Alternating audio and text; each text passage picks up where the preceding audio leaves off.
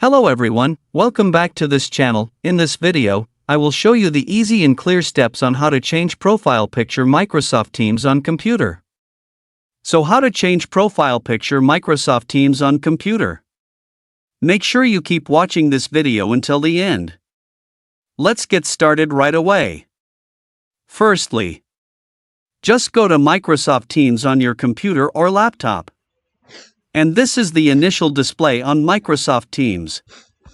Just point the cursor to the upper right corner of the screen. Here there are several icons. And tap this profile icon. Here a menu like this will appear. Next, point the cursor to your account. On the left of the account, tap this image icon. Now a menu like this will appear. Tap Upload here. The folder menu will automatically appear in your Windows. Select the image that you will use as a profile. Now after finishing, tap Save. Now here you have successfully changed the profile photo of your Microsoft Teams account. You can see the profile menu. So that's it, the tutorial how to change profile picture Microsoft Teams on computer. Thank you for watching. I hope this video is useful. See you in the next video.